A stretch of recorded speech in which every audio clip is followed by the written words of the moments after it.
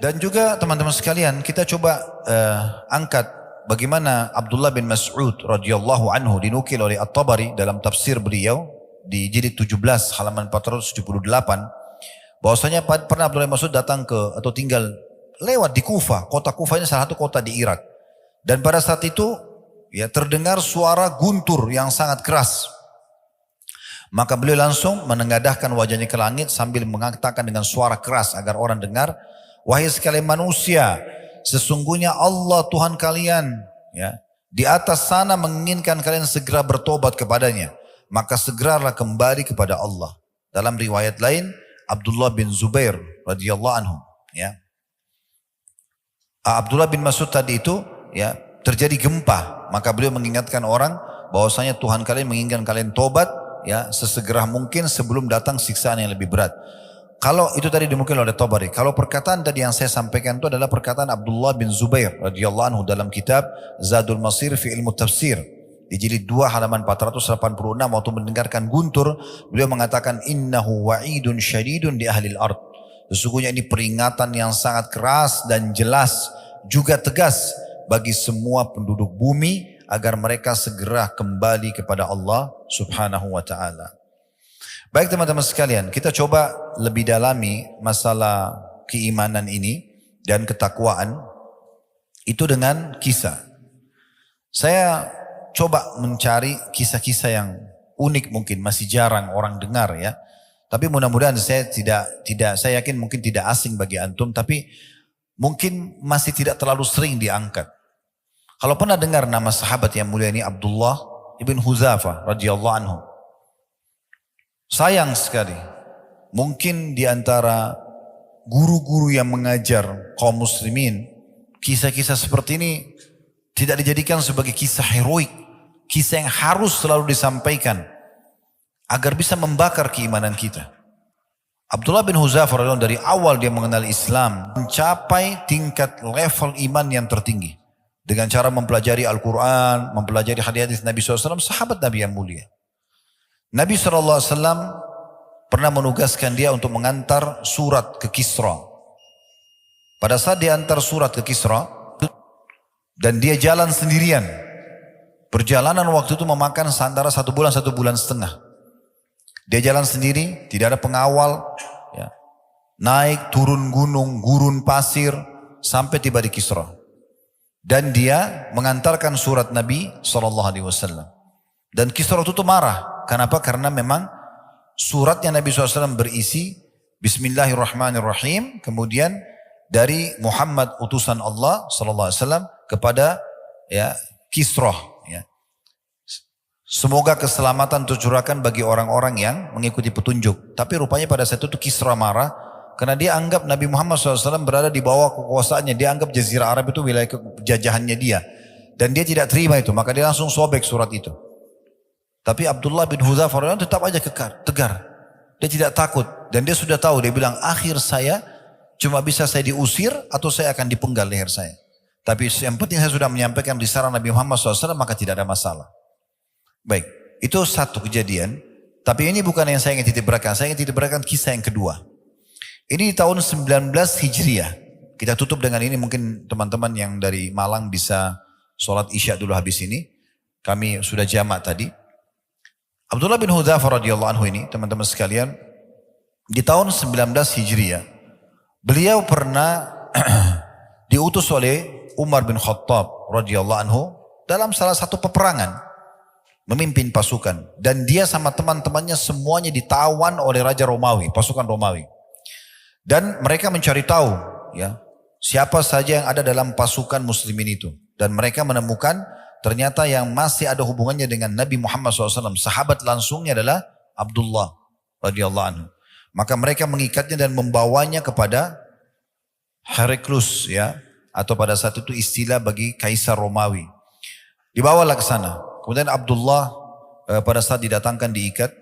Diperhatikan mukanya oleh Kisra atau Kaisar pada saat itu, bajunya yang usang, wajahnya yang pucat karena ditawan penuh debu, tawanan, tidak dikasih makan, memang ditahan beberapa hari, ya. Tapi dia lihat orang ini seperti santai saja, Maka Kaisar tidak ingin membunuhnya seperti umumnya tawanan-tawanan. Maka ditawarkan, dia mengatakan, siapa namamu? Abdullah.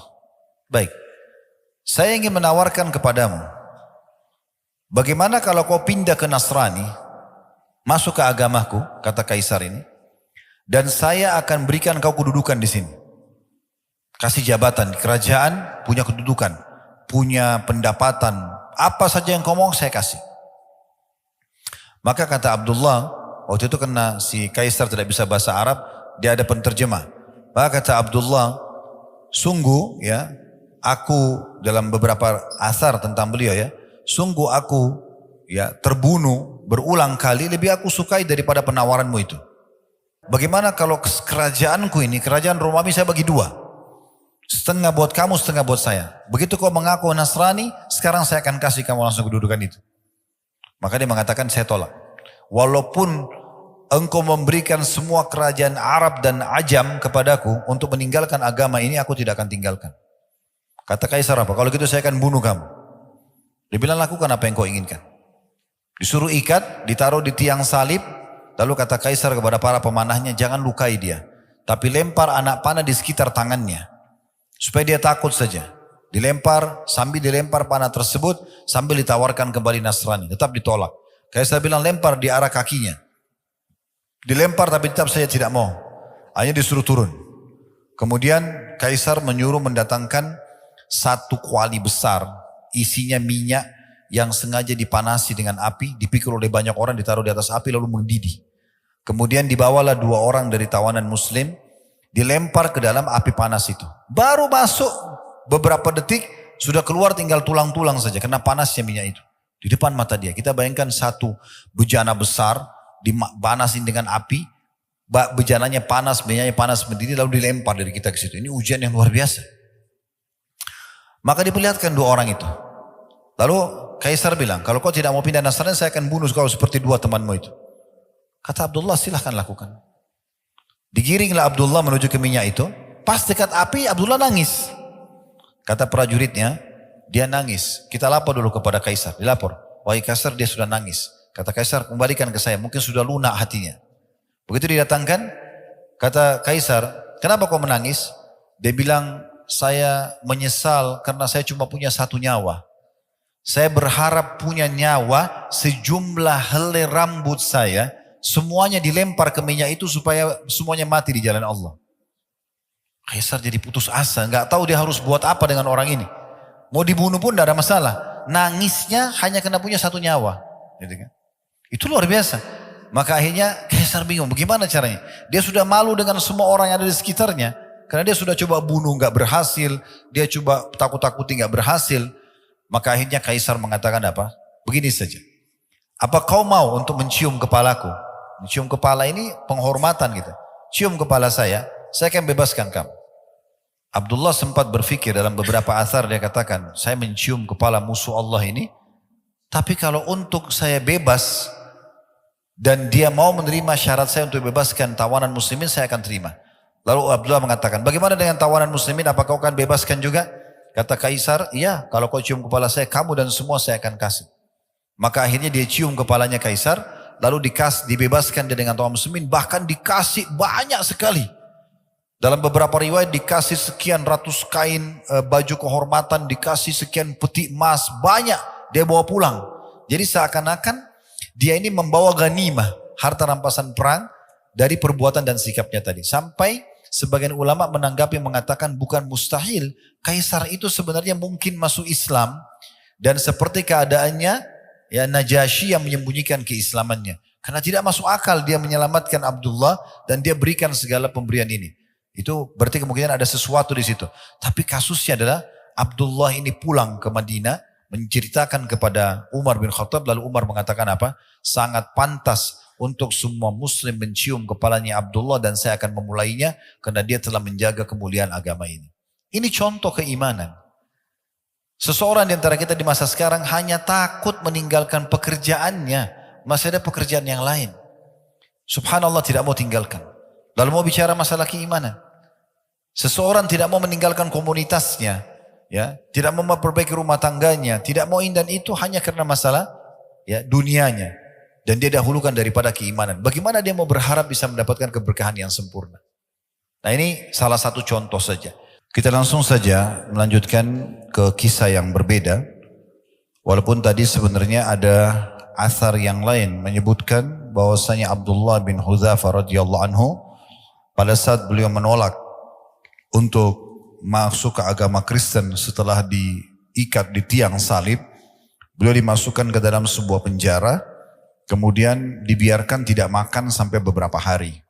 Dan yang dihidangkan di penjaranya itu adalah babi dan juga minuman keras atau khamr. Dan ternyata beliau tetap juga tidak makan. Dan waktu dikeluarkan ditanya oleh Kaisar Romawi, kenapa kau tidak memakannya? Dia mengatakan sebenarnya agama saya sudah membolehkan saya makan karena mungkin saya akan mati kalau tidak makan. Tetapi saya tidak ingin memberikan celah untukmu menilai negatif terhadap agamaku. Barulah kemudian proses tadi, beliau dipancing untuk dimasukkan ke dalam minyak dan sampai akhir kisah yang sudah kita sampaikan. Kita sekarang pindah ke kasus yang berbeda tentang masalah sikap dan keputusan yang diambil oleh Abu Dahdah radhiyallahu anhu. Abu Dahdah seorang sahabat yang mulia dari kalangan Ansar, terkenal hatinya penuh dengan keimanan. Dan subhanallah, orang kalau sudah imannya mendalam, sudah tebal, sudah memenuhi hatinya, sudah menjadi sebagai panduan hidupnya, pengontrol hidupnya, maka apa saja jadi mudah untuk dikerjakan. Walaupun sebenarnya berat di mata sebagian orang yang belum tertanam iman dalam hatinya. Disebutkan kisahnya, Abu Dahdah ini punya sebuah kebun, beberapa kebun maaf, dan setiap kebun itu punya 600 pohon kurma. Perlu teman-teman garis bawahi ya, kalau di Timur Tengah, di negara-negara Arab, dari masa Nabi SAW sampai hari ini, tolok ukur orang itu kaya, bukan karena punya mobil mewah atau rumah besar, tapi kalau dia punya kebun kurma. Karena kebun kurma ini pohonnya mahal dan produktif, bisa berbuah sepanjang tahun, bisa berbuah setahun sekali atau setahun 2 kali tergantung daripada pemumpukannya. Tetapi buahnya, kalau yang sudah tahu alhamdulillah, kalau yang belum tahu kurma itu ada banyak jenisnya, bahkan sampai ratusan jenis. Kalau kita bicara kurma yang kering itu bisa bertahan bertahun-tahun, sehingga dia sangat menguntungkan. Seperti itulah. Demikian sebuah kisah tentang Abu Dahdah radhiyallahu anhu dengan istrinya Ummu Dahdah radhiyallahu anha. Bahwasanya seseorang telah datang kepada Nabi SAW dan mengatakan, ya Rasulullah, sesungguhnya ada si Fulan ini tetangga dia, memiliki pohon yang tumbuh masuk ke pekarangan saya. Dan saya mau garap tanah saya ini. Kalau pohon itu ditebang, minta dia tebang gak mau.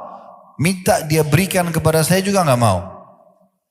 Jadi tolong bantu saya, minta pohon itu buat saya ya Rasulullah. Maka Nabi SAW panggil orang yang punya pohon kurma yang satu yang masuk ke tanah orang ini. Kata Nabi SAW, berikanlah satu pohon kurmamu itu untuk dia sesuai dengan perintah saya, dan balasannya kau akan dapat gantinya pohon kurma di surga. Tapi subhanallah orang ini tidak mau. Dalam kisah ini orang ini tidak mau. Di situ kebetulan ada Abu Dahdah radhiyallahu anhu. Beliau mengatakan, ya Rasulullah, apakah betul yang anda katakan tadi? Maksudnya kalau diganti satu pohon kurma yang diganti dengan pohon kurma di surga? Kata Nabi SAW, iya. Langsung Abu Dahdah tidak banyak bicara, datang kepada pemilik pohon kurma itu, lalu negosiasinya begini. Mau enggak satu pohon kurmamu saya ganti dengan satu kebun saya, 600 pohon kurma. Ambil semua. Yang penting kasih satu pohon itu buat Nabi. Orang itu kena tamak dengan dunia. Dia punya satu diganti 600 pohon. Dia bilang saya mau. Lalu Abu Dahdah mengatakan, ya Rasulullah, ini satu pohon kurma ya, yang anda inginkan, berikan kepada siapa yang anda inginkan. Maka Nabi SAW gembira sekali dengan keputusan tersebut ya, sambil mengatakan berapa banyak pohon-pohon kurma dan tandan-tandannya penuh dengan kurma yang random buat Abu Dahdah di surga nanti. Dalam riwayat yang lain dikatakan mirip dengan ini, Pernah waktu turun firman Allah Subhanahu wa taala, "Man dzalladzi yuqridullaha qardan hasanan fayudha'ifu lahu adha'afan katsira." Siapakah yang mau meminjamkan kepada Allah dengan pinjaman yang baik, maka Allah akan melipat gandakan balasannya. Maka Abu Dahdah datang kepada Nabi SAW sambil mengatakan, "Ya Rasulullah, apakah Allah akan meminjam dari kami, dari kita?" Kata Nabi SAW, "Iya." Maka dia mengatakan, "Ya Rasulullah, saya meminjamkan kepada Allah kebun saya yang berisikan 600 pohon kurma untuk Allah. Silahkan, ini semua saya serahkan, Anda bisa atur mau kasih siapa saja ya Rasulullah." Maka Nabi SAW mengatakan, berapa banyak pohon-pohon kurma dan tandan-tandan kurma itu buat Abu Dahdah nanti di surga. Coba bayangkan teman-teman sekalian, pernah gak kita berpikir begini? Ada orang butuh bantuan, lagi negosiasi sama orang lain, kita tidak ada hubungannya sama sekali. Lalu kita datang, kita tengahi. Karena orang tadi si A sama si B, si A minta sesuatu dari si B gak mau kasih. Lalu kita negosiasi, memberikan hak kita kepada dia, yang penting orang itu dikasih. Ini gak semua orang bisa lakukan. Bukan semudah itu kecuali orang punya iman yang luar biasa. Apalagi dia harus meninggalkan, menggantikan dengan 600 pohon kurmanya. Apa yang terjadi? Setelah dia berikan radhiyallahu anhu pohon kurmanya kepada Nabi SAW, dia langsung ke kebun tersebut. Di sana ada istrinya Ummu Dahdah. Ini kalau Allah karuniai wanita seperti ini luar biasa. Makanya Nabi SAW mengatakan, "Ad-dunya mata' wa khair mata' mar'atus salihah wa khairu mata'uha mar'atus salihah." Dunia ini semua perhiasan dan sebaik-baik persen adalah wanita yang salihah. Maka Abu Dahdah begitu masuk pintu kebun kurma langsung mengatakan, "Wahai Ummu Dahdah, keluarlah dari kebun ini. Karena aku telah menyerahkan kebun ini, meminjamkannya kepada Allah, Tuhan alam semesta." Maka Ummu Dahdah dengan senyum menyambut suaminya sambil mengatakan, "Sungguh perniagaan yang menguntungkan." Lalu Ummu Dahdah keluar sambil membawa anaknya. Dalam riwayat lain, anaknya dan Ummu Dahdah kebetulan mengambil beberapa butir kurma di situ sebelum datang Abu Dahdah dan sempat mengantonginya, dan anaknya juga lagi mengunyah kurma. Pada saat itu Ummu Dahdah mengeluarkan semua yang mereka sudah kantongi untuk dibawa pulang kurma yang sebelum Abu Dahdah datang, dan juga mengeluarkan kurma yang dari mulut anaknya, kemudian meninggalkan kebun tersebut, menyerahkannya karena Allah Subhanahu wa taala. Siapa yang bisa mengerjakan teman-teman ini kecuali kalau orang punya iman? Seorang sahabat yang lain, jarang orang kenang namanya, Zaid bin Sahal radhiyallahu anhu. Julukannya Abu Talha. Juga sama, orang kaya sahabat. Memiliki sebuah kebun pas berada di depannya Masjid Nabawi di masa itu. Dikenal dengan kebun Bayruha. Pemilik kebun yang luar biasa. Nabi SAW sering datang ke sana, minum dari airnya, makan buahnya, bernaung di bawah pohonnya, karena kebunnya ranum, bagus sekali. Buah-buahnya ranum sekali. Maka pada saat turun firman Allah SWT surah Al-Imran surah nomor 3 ayat 92, "Lan tanaru birra hatta tunfiqu mimma tuhibbun wa ma tunfiqu min syai'in fa innallaha bihi alim." Kalian tidak akan pernah mencapai maksimal balasan pahala sampai kalian menginfakkan apa yang paling kalian cintai.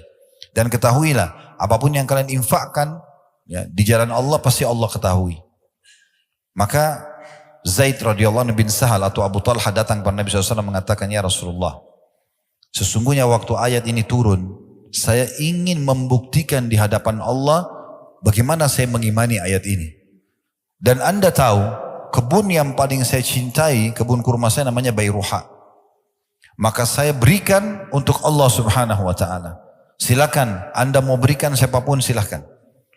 Kata Nabi SAW, "Sungguh perniagaan yang menguntungkan." Sampai Nabi SAW senyum. Lalu beliau mengatakan, "Saya melihat engkau bagi kepada sanak kerabatmu." Maka dia pun membagi kepada sanak kerabatnya. Dan subhanallah, mungkin karena ikhlasnya sekarang kebun itu masuk dalam perluasan Masjid Nabawi.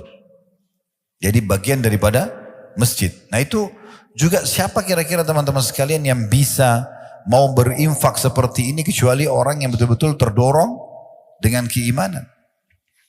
Belum lagi kalau kita bicara di medan jihad, medan perang. Saya beberapa hari yang lalu berbicara dengan beberapa teman dari Gaza. Lalu mereka tuh seperti berkaca-kaca menceritakan tentang bagaimana kondisi di sana dan memang betul-betul luar biasa.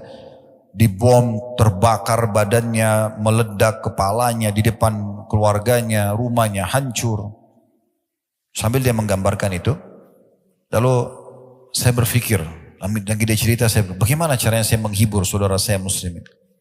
Lalu saya mengatakan begini, saudaraku, semestinya kami ini yang sedang tidak diuji oleh Allah seperti itu, tidak lagi di medan jihad, cemburu dengan antum. Karena memang untuk mati syahid harus terbunuh. Ya inilah caranya. Hamzah radhiyallahu anhu pada saat ditemukan jenazahnya, Umar bin Khattab mengatakan, saya belum pernah melihat Nabi SAW menangis seperti pada saat beliau menangis melihat jenazahnya Hamzah. Hidungnya terpotong, mukanya tercabit-cabit, dadanya terbelah. Jadi luar biasa jasadnya. Bagaimana Abdullah bin Haram radhiyallahu anhu di perang Uhud, kepalanya bocor, dihantam oleh musuh. Bagaimana Anas bin Nadhr radhiyallahu anhu pada saat beliau masuk menyerang sendirian 2.800 pasukan Quraisy di perang Uhud sendirian, dan beliau menembus pasukan itu dan tidak ditemukan satupun kecuali potongan badannya, kecuali cuma jempol tangannya yang dikenal oleh adik atau kakak perempuannya saja. Terbakar semangat mereka untuk mau menyerahkan nyawa mereka. Saya bahasakan, memang begitu orang kalau mau mati syahid, ya mati memang. Dan mati memang harus begitu, dibunuh oleh musuh. Ya tidak ada namanya mati itu ditampar mati, atau cuma dicubit. Ya dipenggal lehernya, ya ditusuk badannya, ya dibom kepalanya, memang begitu. Tetapi hiburannya adalah, Nabi SAW bersabda, semua orang yang mati syahid tidak akan merasakan sakit kecuali seperti cubitan, kecuali seperti cuma cubitan saja. Mau dia kena bom, mau dia kena strum, mau dia dipenggal lehernya, sama.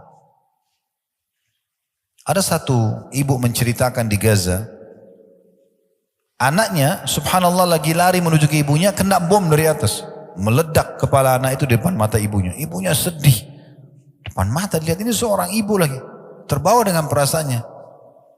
Subhanallah, dia sedih, diwawancarai, dia bilang semoga ya Allah berhentikan ini dan segala macam, orang yang sedih. Malam harinya anak ibu ini mimpi dan dia menceritakan keesokan harinya, dan itu juga dinukil di media sekarang. Malam hari dia mimpi Allah datangkan anaknya, anaknya seakan-akan berlari pada dia, tapi mengalihkan jalan menuju ke taman surga, langsung masuk ke surga, dan ibu itu melihat surga. Lalu ibu ini mengatakan, saya sempat tanya anak saya tapi dalam mimpi nggak bisa diatur. Apa kau rasa sakit pada saat kena bom nak? Dia bilang hanya seperti cubitan saja. Ini yang sekarang lagi terjadi di hari-hari kita. Allah subhanahu wa ta'ala memang menguji iman seseorang dan ketakwaannya. Memang kalau mau mati syahid, dinikahkan dengan 72 bidadari, menyelamatkan 70 keluarganya, tidak dikena lagi fitnah kuburan, akan diampuni semua dosanya, masuk surga tanpa hisab, derajat tertinggi di surga, dan sekian banyak keutamaan orang yang mati syahid. Ya memang harus terbunuh. Dan dibunuh, namanya bunuh itu ya kepalanya pecah, ya dipenggal lehernya, ya memang begitu. Tetapi subhanallah, pemandangan ini kalau kita gunakan kacamata iman tidak akan ada pengaruhnya sama sekali. Tidak akan ada pengaruhnya. Waktu Nabi SAW lihat jenazahnya Hamzah, beliau di saat itu live menyampaikan kepada para sahabat, dan kalau antum baca riwayat-riwayat tentang bagaimana Nabi waktu lihat jenazah Hamzah di Uhud, beliau mengatakan, sesungguhnya Hamzah, ya, aku diperlihatkan oleh Allah bertelekan di dipan-dipannya di surga, dan dia adalah pemimpin para syuhada. Ja'far bin Abi Thalib pada saat terputus tangannya di perang Mu'tah, kemudian Nabi SAW waktu itu menceritakan live di masjid. Zaid bin Harithah masuk menyerang musuh, dan kemudian dia membunuh sekian banyak musuh, sampai akhirnya dia dibunuh oleh musuh. Bendera jatuh sekarang, Ja'far maju, Ja'far mengambil bendera, karena Nabi SAW tunjuk 3 pemimpin. Zaid bin Harithah, kemudian Ja'far bin Abi Thalib, kemudian Abdullah bin Rawaha.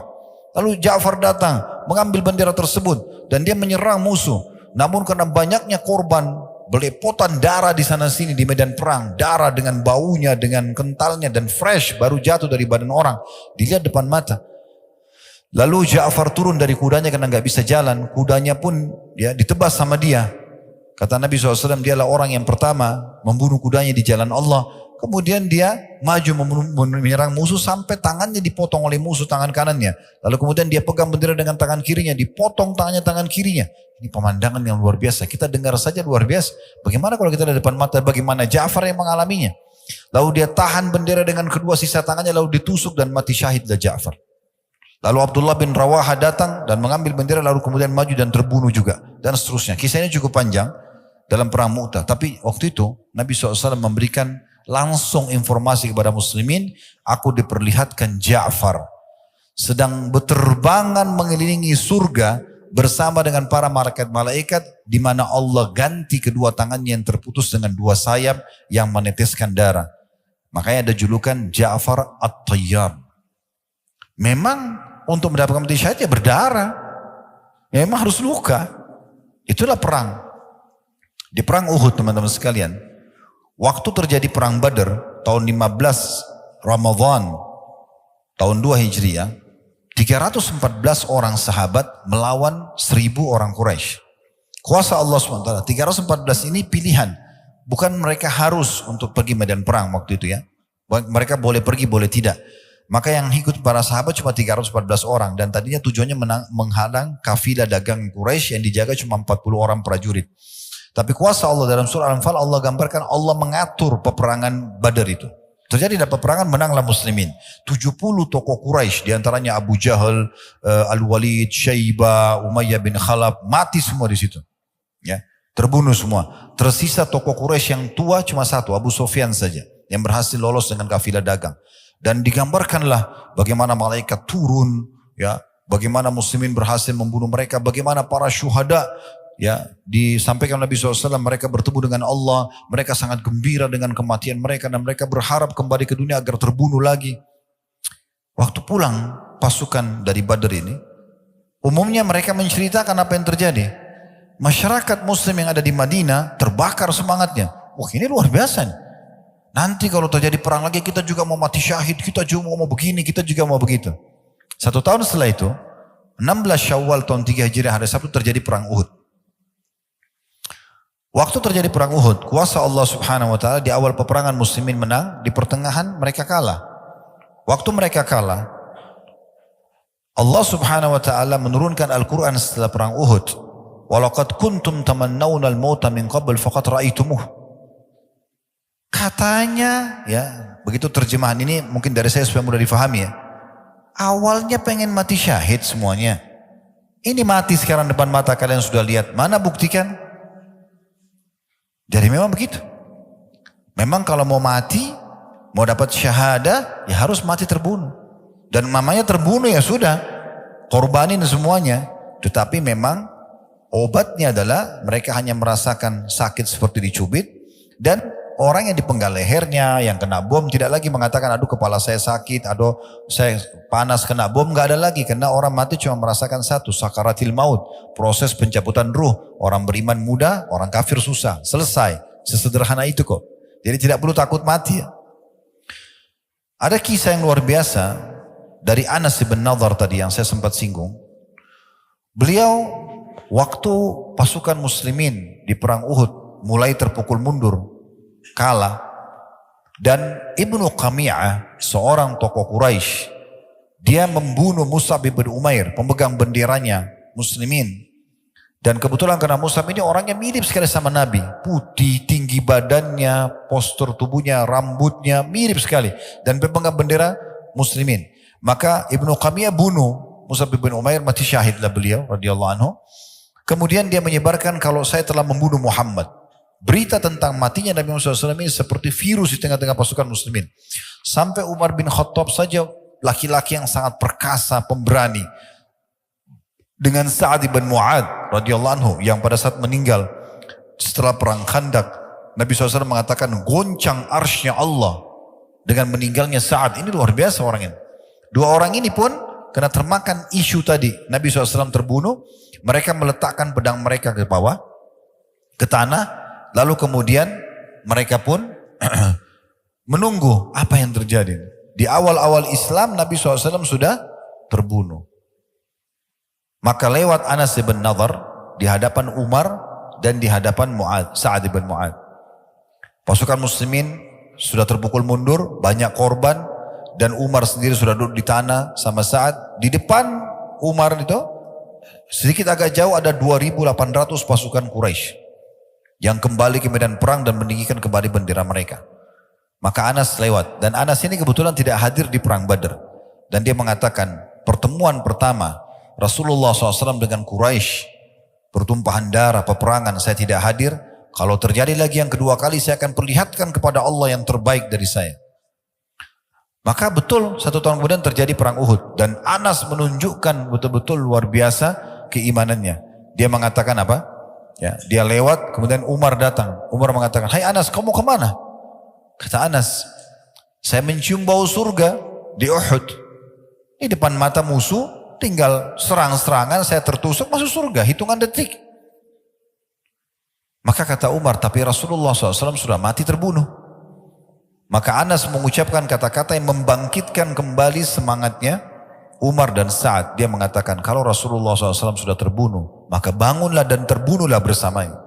Kata Umar, kata-kata ini betul-betul mengingatkan kepada kita atau kepada kami, bahwasanya betul ya, kenapa kita harus tinggal diam? Kenapa putus asa? Ayo baju berperang. Setelah terjadi perang Uhud, kata Umar menceritakan kisah ini kepada Nabi SAW, ya Rasulullah, saya dengan Sa'ad berusaha mengejar Anas, kami tidak mampu. Karena cepatnya dia melejit ke musuh dan dia melawan sendiri. Dan tadi dalam riwayat dikatakan, waktu selesai perang Uhud tidak ditemukan potongan tubuhnya kecuali jarinya saja. Dicabik-cabik oleh 2.800 musuh. Itu luar biasa. Bagaimana kekuatan mereka dalam masalah ini. Mungkin kalau kita ingin korek teman-teman sekalian, kisah seperti ini banyak sekali ya. Namun ada satu kisah yang saya ingin tambahkan. Tentu ada kisah yang pernah kami sampaikan, pertandingan duelnya Ali bin Abi Thalib dengan Amr bin Wud dalam perang Khandaq.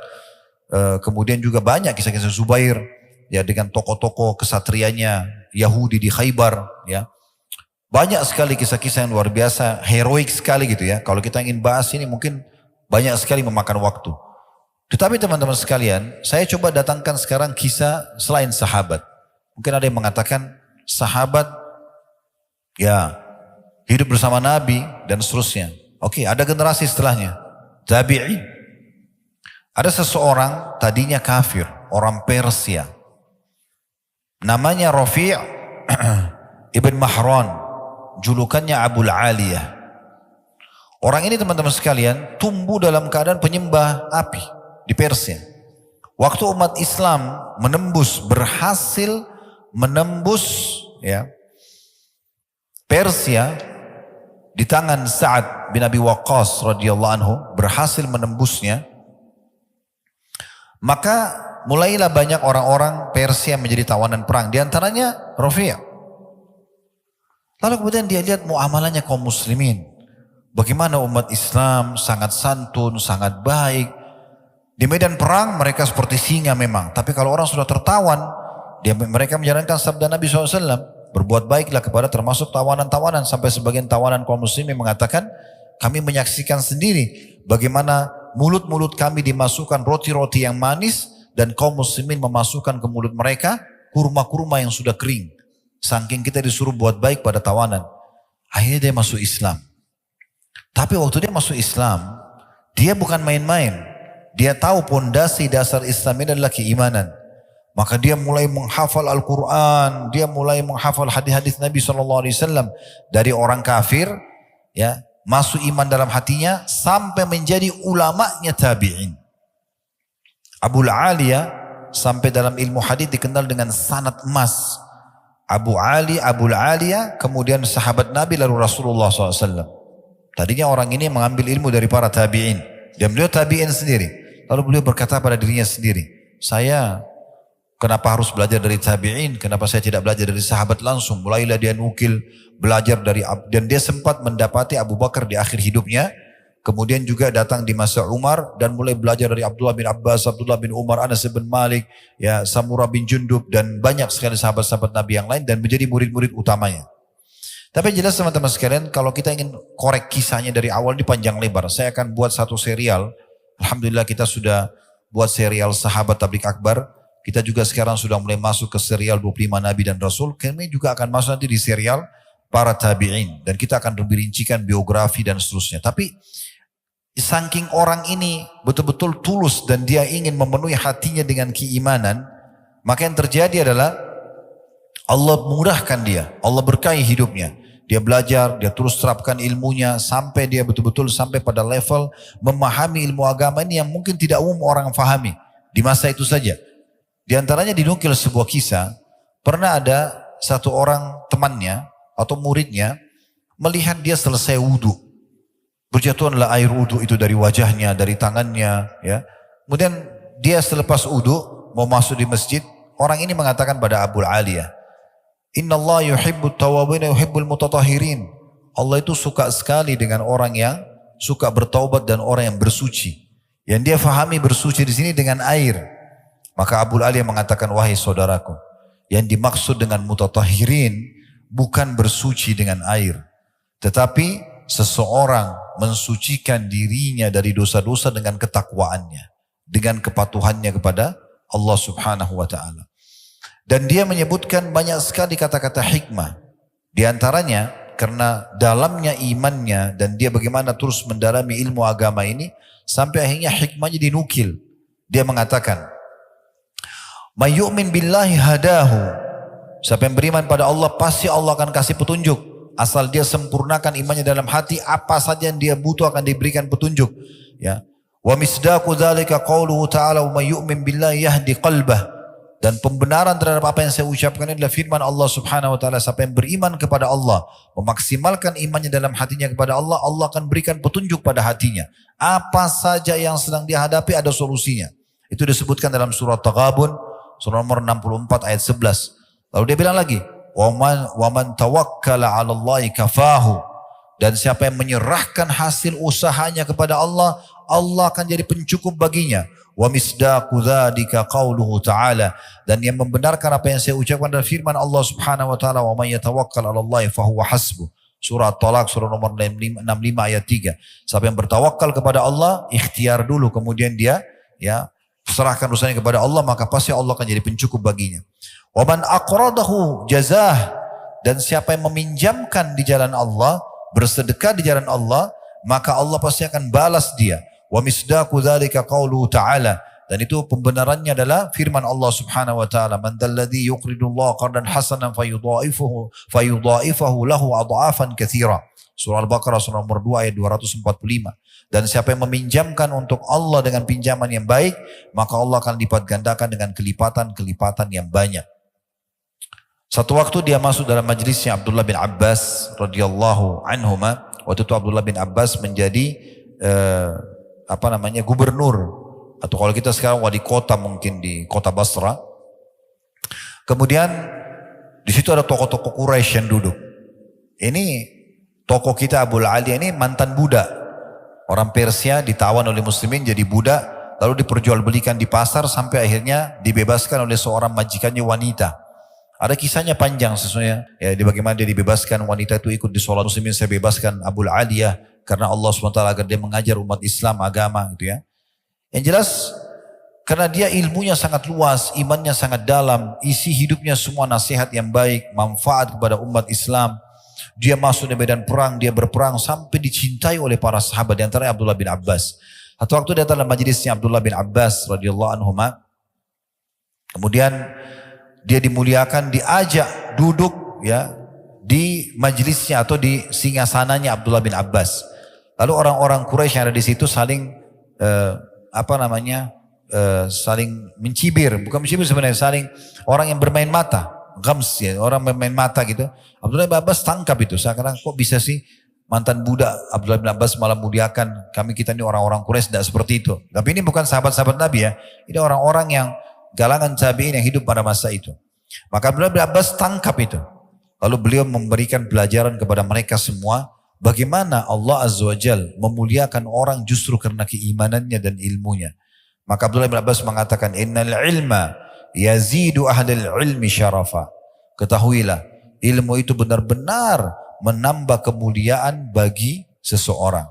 Jadi belajar agama sampai betul-betul bisa mendatangkan keimanan yang sempurna, itu akan menambah kemuliaan. Wa yarfa'u qadra ahlihi bainan nas, dan akan memuliakan kedudukan orang yang mempunyai ilmu dan iman itu di tengah-tengah manusia. Wa yujlisul mamalik alal asirra, dan akan mendudukkan para mantan-mantan budak atau budak pun di singa-singasananya para raja-raja. Jadi kita bisa lihat teman-teman sekalian bagaimana orang kalau bertakwa kepada Allah SWT. Kita sudah datangkan contoh dari masalah ibadah, dari masalah jihad, dari masalah ilmu. Bagaimana betul-betul orang kalau punya iman itu Allah bukakan pintu-pintu keberkahan. Dimuliakan di tengah-tengah masyarakat. Kemudian teman-teman sekalian, kita juga mungkin perlu fahami baik-baik tentang masalah apa yang kita bahas ini. Pastikan teman-teman sekalian, kalau kita bertakwa kepada Allah Subhanahu wa taala, kita menjaga hubungan kita sama Allah, menjaga keimanan kita, tidak akan pernah sama keadaan kita dengan orang-orang yang berbuat maksiat. Kenapa saya datangkan poin ini? Karena pernah ada yang mengatakan begitu. Ustadz, kita kan orang muslim, beriman kepada Allah, tapi kenapa banyak orang di antara kita yang miskin, yang susah, ya, belum dibukakan pintu rezeki. Lalu kemudian dia membandingkan dirinya dengan tetangganya yang non muslim. Lalu saya mengatakan, jawaban saya dua. Yang pertama, antum harus fair dan adil. Kalau mau membandingkan antara seorang muslim sama seorang kafir, pertemukan kalau sama jenjangnya. Misalnya muslim yang kaya sama kafir yang kaya. Nah baru bisa adil tuh. Jangan pertemukan antara muslim yang kaya, kafir yang kaya sama muslim yang miskin. Itu nanti antum membandingkan seperti itu. Dan pertemukan juga muslim yang miskin sama kafir yang miskin. Nah itu baru adil. Ya, karena kita tidak bisa membandingkan karena memang ekonominya berbeda. Sebagaimana juga kita tidak bisa bandingkan jenjang pendidikan orang yang berbeda. Ini tidak adil namanya. Gitu kan? Kalau kita pertemukan yang kaya sama kaya, kita akan temukan yang muslim jauh lebih banyak keberkahan hidupnya. Dan yang miskin juga sama miskin, kita akan temukan si muslim jauh lebih bahagia. Saya pernah kedatangan seorang jemaah kami, kebetulan dia ikut sama travel kami waktu itu umrah, sudah meninggal rahimahullah, beliau dari Lombok, seorang pengusaha waktu itu. Datang ke restoran kami di Jakarta, dia bawa temannya orang Chinese non muslim Katolik, partner bisnis dia. Kemudian ngobrol-ngobrol di restoran. Begitulah seperti biasa kalau seorang jemaah ketemu sama ustadz, tanya masalah hukum macam-macam, keluarga, masalah bisnis, masalah segala macam, dan saya jawab. Sementara yang Katolik ini menyaksikan kami berbicara dan diskusi gitu. Setelah selesai teman ini bertanya, rahimahullah beliau sudah meninggal. Tiba-tiba yang Katolik ini mengingatkan saya, dia bilang begini, Ustaz, saya boleh bertanya juga enggak? Saya bilang boleh silakan, tapi saya akan jawab sesuai dengan agama Islam. Dia bilang enggak apa-apa Ustaz, karena apa yang teman saya tanya ini, saya juga alami. Jadi masalah-masalah apa tadi? Masalah penipuan atau masalah hukum-hukum yang bagaimana supaya maju usahanya, harus ada kejujuran, modalnya halal dan segala macam. Bagaimana membahagiakan istri, bagaimana haknya mereka. Sebenarnya saya juga butuh itu. Jadi jangan pikir teman-teman orang-orang kafir itu dalam kondisi, oh mereka tuh kafir tapi mereka enak-enak saja. Perhatikan ini sebuah statement yang menarik ya, yang harus kita fahami baik-baik. Hadis Nabi SAW, hadis ini mulia sekali. Hadis ini diriwayatkan Imam Ahmad dengan sanad sahih. Inna Allah azza wa jalla yu'ti dunya man yuhib wa man la yuhib. Sesungguhnya Allah itu akan memberikan dunia ini kepada siapa yang dicintai dan tidak dicintai. Karena tidak ada nilainya dunia itu. Ya. Kemudian dikatakan wala yu'tid din illa liman ahab. Dalam riwayat lain wala yu'til imana illa liman ahab. Dan dia tidak akan memberikan agama atau iman kecuali kepada siapa yang dicintai. Waman a'tahu Allahu din faqad ahabbah. Dan siapa yang Allah berikan padanya agama Islam ini, maka tentu Allah sudah mencintainya. Jadi jangan sampai salah nih. Ini jawaban yang pertama, gitu kan? Jawaban yang kedua berhubungan dengan masalah ini. Ada hadis Nabi SAW, kalau engkau melihat seseorang sedang melakukan kemaksiatan dan melimpah padanya nikmat Allah, ketahuilah itu adalah istidraj, tahapan siksaan. Ingat teman-teman sekalian, semua umat-umat sebelum kita yang Allah binasakan, kaum Lut, kaum Ad, kaumnya Nabi Hud, kaum Samud, kaumnya Nabi Saleh, ya, kaumnya Nabi Shu'aib, kaum-kaum yang Allah binasakan. Kalau antum baca histori mereka, beberapa hari sebelum mereka meninggal, dihukum oleh Allah, justru nikmat Allah melimpah pada mereka. Badannya makin sehat, mereka makin bahagia. Lihat itu orang yang mabuk-mabuk, orang yang berzina, ke diskotik, ngakak-ngakak, tawa-ketawa, bahagia. Seakan-akan begitu. Tapi sebenarnya kalau kita kembali kepada sejarah manusia yang Allah hukum, dan itu tidak akan berubah sistem Allah itu. Walan tajida li sunnatillahi tabdila. Kalian tidak akan temukan perubahan dalam peraturan yang Allah tetapkan gitu ya. Itu ternyata tahapan siksaan. Karena Allah pada saat membuat mereka lalai begitu, lalu Allah hukum mereka sekonyong-konyong, langsung tiba-tiba dihukum dan mereka tidak bisa menghindar. Makanya begitu datang siksaan kepada kaum Ad, kaum Samud, mereka tidak bisa melarikan diri. Karena mereka lagi dalam kondisi lalai. Di saat itulah Allah hukum mereka. Jadi jangan antum membandingkan kondisi dan menilai dengan kasat mata saja. Harus dengan ilmu yang benar supaya faham masalah ini. Ya. Dan ingat juga bagaimana kalau seseorang di antara kita tersibukkan dengan amal saleh, itu jauh lebih mahal dari semua harta dunia. Sebagaimana disebutkan dalam sebuah hadis riwayat Ahmad dan juga Al-Hakim dan Al-Hakim mensahihkannya, kata Nabi SAW, "Idza aradallahu bi'abdin khaira." Kalau Allah ingin kebaikan pada seorang hamba, ista'malahu qabla mauti. Allah akan menggunakan dia sebelum dia meninggal. Fasa'ala ar-rajulu minal qaum masti'malah. Lalu seorang dari kaum yang ada di situ menanyakan pada Nabi SAW, bagaimana Allah menggunakannya? Qala sallallahu alaihi wasallam, yahdihillahu tabaraka wa ta'ala ila al-amali salih qabla mauti, thumma yakbiduhu alaih. Allah akan berikan dia petunjuk untuk mengerjakan amal saleh, kemudian Allah mewafatkan dia di atas keadaan itu. Jadi orang-orang kafir ditutup dalam kondisi lalai sehingga lebih berat hukuman bagi dia, orang-orang beriman ditutup dengan amal-amal saleh. Sebagian salaf mengatakan, laisa sya'nu an tuhib. Tidak penting sebenarnya bagaimana kau mencintai. Walakin sya'an an tuhab. Tapi yang penting adalah kau dicintai. Ai laisa an tadhun annaka tuhibbullah. Maksudnya bukan poin adalah kau mengira dirimu kau mencintai Allah. Walakin sya'an al-azim an yuhibbaqallah. Tapi yang benar adalah bagaimana Allah mencintaimu. Ya Allah la yuhibbu illa man istahaqqa dzalikal hubb. Karena Allah tidak akan mencintai kecuali orang yang pantas untuk menerima cinta tersebut. Teman-teman sekalian, saya akan tutup dengan perkataan yang atau beberapa dalil ini kita sebagai bahan renungan ya. Bahwasanya orang kalau terus saja mengejar ibadah kepada Allah Subhanahu wa taala, mendekatkan diri kepada Allah Subhanahu wa taala, ini sebuah kedudukan besar sekali. Riwayat Bukhari menyebutkan, saya langsung terjemahkan saja. Bagaimana Nabi SAW mengatakan kalau Allah mencintai seorang hamba, maka Allah akan berkata kepada Jibril, sungguhnya aku mencintai fulan maka cintailah dia. Akhirnya Jibril pun mencintai dan menyeru di langit dan di bumi, kalau Allah mencintai fulan maka cintailah dia. Lalu Allah pun membuat orang-orang mencintainya. Tentu ada yang membencinya kalau orang-orang itu kafir atau orang munafik sebagaimana Nabi SAW. Tapi umumnya orang akan menyukai dia. Kemudian kalau Allah membenci seorang hamba, Allah akan panggil Jibril. Lalu mengatakan, hai Jibril, aku benci fulan, bencilah. Maka Jibril membencinya. Kemudian Jibril menyeru di langit dan di bumi, kalau Allah membenci si fulan, maka bencilah. Lalu dibencilah orang tersebut. Ini luar biasa. Kemudian riwayat yang lain adalah riwayat Abu Bakar radhiyallahu anhu. Abu Bakar pernah melihat Handalah. Handalah ini sahabat yang mulia dan juga tentu mati syahid beliau ya.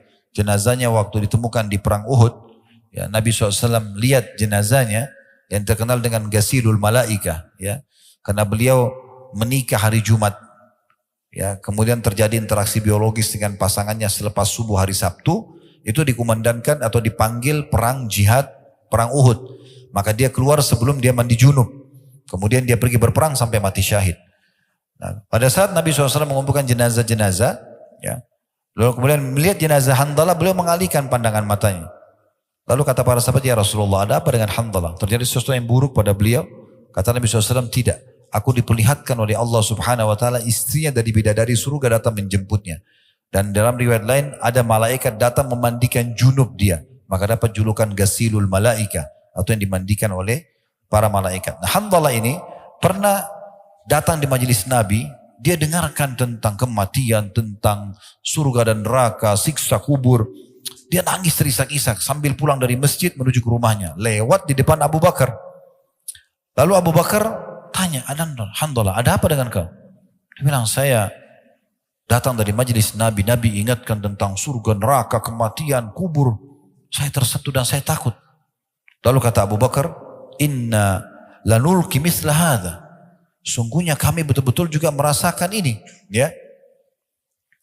Maka fantolak tu ana wa Abu Bakar. Maka Handalah mengatakan, saya pun beranjak dengan Abu Bakar menuju ke Nabi SAW. Hatta dakhalna ala Rasulillah SAW. Sampai kami menemui Rasulullah SAW. Qultu, nafaka Handalah ya Rasulullah. Wahai Rasulullah, Handalah sudah jadi munafik. Ya. Maka Nabi SAW mengatakan, wa mazak, apa sebabnya kau mengatakan itu?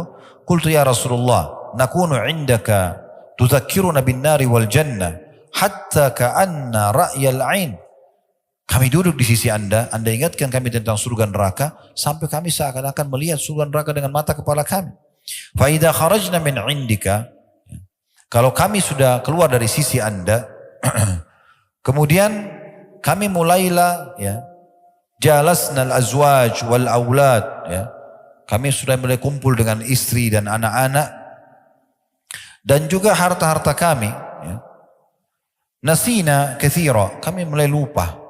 Faqala sallallahu alaihi wasallam, maka Nabi SAW mengatakan, walladzi nafsi biyadi, demi zat yang jiwaku dalam genggamannya, maksud demi Allah, in law tadumuna ala ma taqumuna indi, ya. Kalau seandainya kalian coba mempertahankan iman kalian seperti waktu kalian sedang duduk di sisiku, betul-betul yakin itu Allah ada, hati kalian penuh dengan iman, surga seperti depan mata dan ingin mengejarnya dengan amal soleh ke amal soleh yang lain, neraka seperti depan mata sehingga takut sekali berbuat dosa, kalian jaga itu. Kemudian dikatakan oleh Nabi SAW, kalian jaga seperti kalian di sisiku, ya. Lasafahatkumul malaikatu ala furushikum, maka pasti malaikat-malaikat akan datang dan menyalami kalian di ranjang-ranjang kalian. Wa fiturukikum, dan di jalan-jalan kalian. Walakin ya Handalah sa'atun wa sa'ah. Tapi hai Handalah, memang sekali ini dan sekali itu. Maksudnya adalah, yang kita ingin titik beratkan teman-teman sekalian di sini, bagaimana Nabi SAW menitik beratkan. Kebanyakan orang fahami hadis ini sebagai penutup ya. Bagaimana orang banyak memahami, kata Nabi SAW, Handalah sesaat-sesaat. Sehingga mereka, saya sering dengar ikhwah bilang gitu ya. Kan ada hadis Handalah sesaat-sesaat, maksudnya ya sekali kita tambah iman kita, sekali mungkin kita juga lemah gitu ya. Mereka lupa potongan awal hadis ini. Ini yang harus digarisbawahi. Kata Nabi SAW, bersumpah atas nama Allah, andai saja kalian pertahankan itu. Semangat untuk ibadah dengan penuh keyakinan Allah sedang melihat, Allah sedang menilai, mengawasi, dan surga depan mata. Kalau saya mati nih dalam keadaan beribadah, saya akan masuk surga. Kalau saya mati dalam keadaan kafir atau berbuat dosa, akan masuk neraka. Kalau dipertahankan, malaikat akan datang menyalami kalian. Mungkin tidak masuk akal kita. Karena banyak orang tidak masuk di akalnya, dia tidak jadikannya sebagai pegangan. Padahal sebenarnya itu yang Nabi ingin titip pesankan. Kalau kau jaga Handalah, malaikat akan datang menyalami kalian. Di jalan-jalan kalian, di ranjang-ranjang kalian, maksudnya menolong kalian dengan caranya. Salah satu maknanya di sini adalah kalau pernah dengar tentang keutamaan masjid ya. Jadi jangan teman-teman tinggalkan masjid bagaimanapun keadaannya kecuali darurat sekali. Sholatnya terutama ya. Karena kata Nabi SAW dalam hadis yang disahihkan oleh Al-Mundhir dalam Targhib wa Tarhib beliau dan disahihkan oleh Syekh Albani, bahwasanya masjid itu memiliki pasak-pasak. Itulah para pengunjungnya ya. Kalau mereka sakit, maka malaikat menjenguk mereka. Dan kalau mereka butuh bantuan, malaikat membantunya. Memang tidak nampak depan mata kita malaikat itu. Tapi datang bantuannya. Salah satu cara mengimani keadaan malaikat seperti apa kira-kira? Perhatikan hadis Nabi SAW. Kalau seseorang terbangun tengah malam, kita semua bisa rasakan itu. Maka pendampingnya dari malaikat akan mengatakan, sholatlah. Pernah gak antum bangun tengah malam, ada perasaan bisikan dalam hati mau sholat? Itu dari malaikat. Kita imani mereka berada begitu. Ada masjid lagi dikumandangkan azan, hayya 'alas shalah, ada dalam hati mau sholat. Ada orang miskin, ada hati dalam hati bisikan suruh bantu. Itu dari malaikat semua. Mereka mengingatkan kita kebaikan-kebaikan. Nanti pendampingnya, qarinnya dari syaitan akan mengatakan tidurlah, malam masih panjang. Memang tidak nampak, tapi ada kenyataannya, gitu kan? Nah seperti itulah. Jadi yang kita titik beratkan sekarang secara tazkiyatun nafs, musyid jiwanya adalah bagaimana kita ambil potongan pertama hadis, yaitu mempertahankan keimanan kita. Antum harus merasa teman-teman sekalian, mempertahankan iman antum, ibadah antum pada Allah ini lebih mahal dan lebih butuh daripada makan pada saat lapar, tidur pada saat ngantuk, obat pada saat sakit, lebih penting. Sehingga jangan dijual urusan akhirat kita ini, iman kita ini dengan urusan dunia. Kita jual hanya karena mau transaksi jual beli, hanya karena suka dengan seorang wanita, hanya karena suka dengan seorang laki-laki, lalu meninggalkan agama, lalu meninggalkan perintah dan segala macam. Jangan seperti itu, ya. Itu yang kita maksudkan. Allahu a'lam. Semoga Allah SWT membuat kita selalu istiqomah, bisa menjaga keimanan kita, dan Allah terus membuat kita ya menyempurnakan iman kita ini sampai kita bertemu dengan Allah dalam kondisi kita mendapatkan maksimal apa yang telah Allah janjikan kepada kita semua. Allah